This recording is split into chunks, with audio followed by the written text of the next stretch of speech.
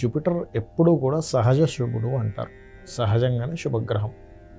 So సహజ శుభగ్రహమైనటువంటి గురుగ్రహము 90% of పీపుల్కి, 99 కూడా అనుకోండి, మనకి ఖగోళంలో కూడా గమనించినట్లయితే జూపిటర్ అంటారు కదా, మన భూగోళం వైపు ఏదైనా శకలం వచ్చేటప్పుడు దాని వైపు లాగేసుకుని గురుత్వాకర్షణ శక్తి అంటారు. ఏ శకలాలైనా మన భూమిని తాకపోవడానికి కారణం ఏంటంటే అది లాగేసుకుంటుంది తన వైపు. అంటే సహజంగానే తనకి ఒక లక్షణం ఉంటుంది గురుగ్రహానికి. అలాగే మన జన్మజాతకంలో కూడా ఏదైనా ఒక దోషం ఉంది అంటే రకరకాల దోషాలు ఉంటాయి, సర్పదోషాలు ఉంటాయి, లేనట్లయితే మనకి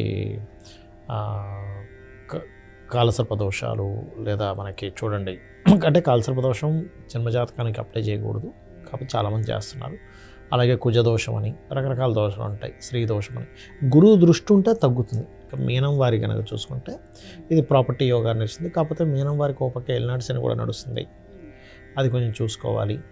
అలాగే ఉద్యోగరీత్యా కొంతవరకు పేరు ప్రఖ్యాతలు రావడము, శని శ్రమకారకుడు కదా, కాస్త శ్రమ ఎక్కువగా ఉండడం జరుగుతూ ఉంటుంది. అయితే ఎప్పుడైనా కానీ ఏ గ్రహమైనా మీకు మంచి ఫలితాలు ఇవ్వాలి, అందులో ముఖ్యంగా గురువు మంచి ఫలితాలు ఇవ్వాలంటే ఇప్పుడు నడుస్తున్నటువంటి గోచారరీత్యా కూడా మీరు దక్షిణామూర్తి స్తోత్రము మెయిన్గా చేసుకుంటూ ఉండాలి. అలాగే శని యొక్క ప్రభావం కూడా తగ్గాలి అంటే కనుక కాలభైరవ అష్టకము చదవడము, గోవుకి బెల్లం తినిపించడము, కాస్త నూనె శివాలయంలో నూనెను దానంగా ఇవ్వడం, ఇవి చేస్తూ ఉండడం. లేదా గూడాన్నము అంటారు, బెల్లముతో చేసినటువంటి పదార్థాన్ని మనం దేవుడి దగ్గర నివేదన చేసి దాన్ని నలుగురికి ప్రసాదంగా పంచడం చేసినట్లయితే అన్ని విధాలా బాగుంటుంది.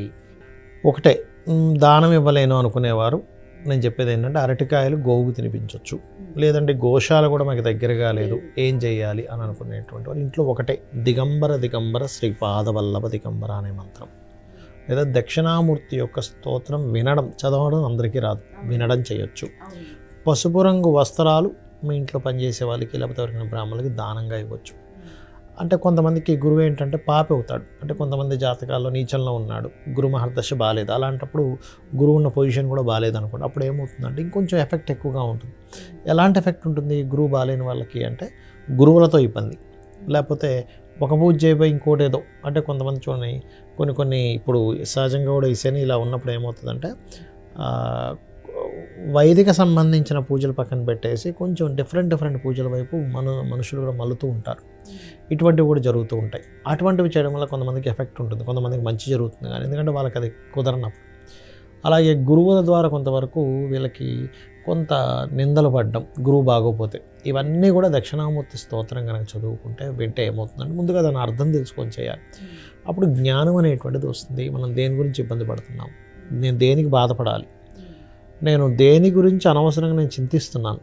ఇప్పుడు భగవద్గీతలో అదే కదమ్మా, శ్రీకృష్ణ పరమాత్మ యుద్ధరంగంలో ఉండే వాళ్ళందరినీ చూసి వీళ్ళందరినీ చంపేసి నేను నెత్తుడు పుడి తినాలా, గురువులను, మేనమామలను, తండ్రులను, సహోదరులను వీళ్ళందరినీ చూసి హృదయము ద్రవించి నకాంక్షే విజయం కృష్ణ అంటాడు. అంటే నాకు విజయం వద్దు, రాజ్యము వద్దు అన్నప్పుడు నీ ధర్మం నువ్వు చేయాలి అని చెప్పి ఆయన మళ్ళీ చెప్తాడు. అలా మన జ్ఞానోదయం అవుతుంది దక్షిణామూర్తి స్తోత్రం కనుక చదివినట్లయితే. సో ఇది చేసుకుంటే సరిపోతుంది.